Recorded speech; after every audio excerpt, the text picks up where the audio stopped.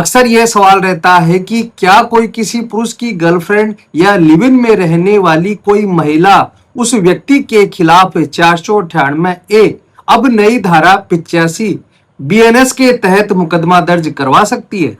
High court और supreme court ने अपने कई जजमेंट्स में यही कहा है कि कोई गर्लफ्रेंड और लिव इन में रहने वाली महिला उस पुरुष के खिलाफ 498 ए की एफआईआर दर्ज नहीं करवा सकती है। लेकिन ऐसा ही एक मामला ऑनरेबल सुप्रीम कोर्ट के पास दोबारा से गया है और ऑनरेबल सुप्रीम कोर्ट के द्वारा इसमें महत्वपूर्ण जजमेंट दिया गया है और गाइडलाइन भी जारी की गई है। सुप्रीम कोर्ट के द्वारा जो जजमेंट दिया गया है उसमें पुरुषों को परेशानी हो सकती है, लेकिन जो महिलाएं लिव इन में रह रही हैं और उस पुरुष के द्वारा उस महिला के साथ क्रूरता की जा रही है, तो इस जजमेंट से उन महिलाओं को बड़ा ही फायदा मिलने वाला है। तो क्या है कानून, जानने के लिए बने रहे वीडियो के अंत तक। मैं हेमंत सैनी एडवोकेट और आप देख रहे हैं हेमंत लल बिलो। वीडियो अच्छा लगा तो इसे लाइक करें, शेयर करें और सब्सक्राइब जरूर से कर दे। कर्नाटक हाई कोर्ट में एक मामला जाता है जिसमें हस्बैंड के द्वारा 498 ए आईपीसी के एफआईआर को चैलेंज किया जाता है। पति यह कहता है कि हम सिर्फ केवल लिव इन रिलेशन में रहते थे, हमारी किसी भी प्रकार से शादी नहीं हुई है और 498 ए आईपीसी का केस लगने के लिए यह जरूरी है कि दोनों में पति पत्नी का संबंध होना चाहिए, लेकिन हमारे बीच में ऐसा कोई भी संबंध नहीं है। इसी बात का सहारा लेते हुए हस्बैंड यह कहता है कि हमारे बीच में किसी भी प्रकार की वैध शादी नहीं हुई थी, इसलिए मेरे खिलाफ जो 498 ए की एफआईआर दर्ज करवाई गई है उसे खारिज किया जाए। कर्नाटक हाईकोर्ट यह देखता है कि शादी वैध नहीं है, उसके बावजूद भी एफआईआर को क्वेश करने से मना कर दिया जाता है। अब इस आदेश के खिलाफ जो हस्बैंड है वह जाता है ऑनरेबल सुप्रीम कोर्ट के पास और ऑनरेबल सुप्रीम कोर्ट के द्वारा हाल ही में जजमेंट दिया जाता है। जो मामला ऑनरेबल सुप्रीम कोर्ट के पास जाता है वह है doctor Lokesh BH and others versus state of Karnataka and others.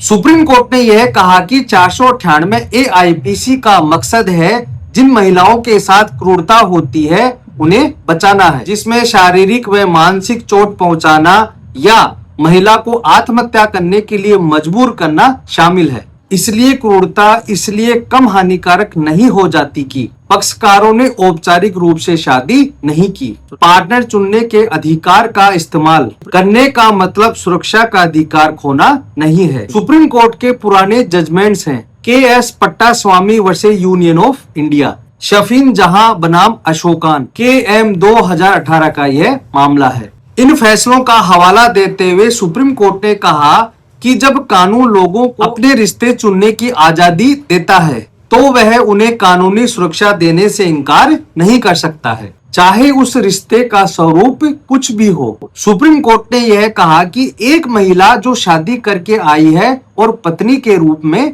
रह रही है और एक वह महिला जिसने शादी नहीं की और पत्नी के रूप में रह रही है, तो दोनों को मिलने वाली कानूनी सुरक्षा में भेदभाव नहीं करना चाहिए। सुप्रीम कोर्ट ने यह क्लियर कहा है कि अगर कोई महिला वह शादी नहीं करती है और किसी पुरुष के साथ लिव इन रिलेशन में रहती है और वह पुरुष उस महिला के साथ क्रूरता करता है तो कानूनी रूप से उसे सुरक्षा दी जाएगी। धारा 498 ए उन रिलेशनशिप में लागू होगी जिन्हें शादी जैसे रिश्ते माना जाता है, जिनमें शादी करने का इरादा उस रिश्ते का एक अहम हिस्सा होता है और इस मामले में याचिकाकर्ता यानी हस्बैंड पर क्रूरता करने का आरोप था और यह देखते हुए ऑनरेबल सुप्रीम कोर्ट के द्वारा 4 गाइडलाइन जारी की गई।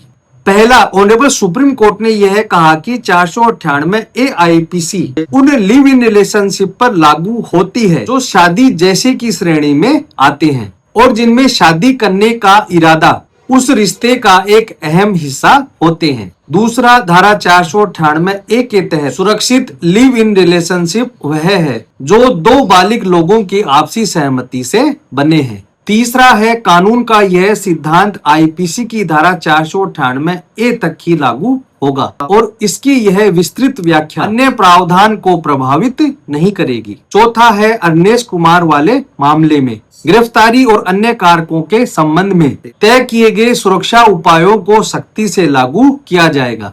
शादी जैसे रिश्ते में रहने वाले किसी भी व्यक्ति, चाहे वह लिव इन पार्टनर हो या उसका रिश्तेदार हो, जिस पर महिला के खिलाफ क्रूरता का आरोप हो, बिना जांच के उसे गिरफ्तार नहीं किया जाएगा।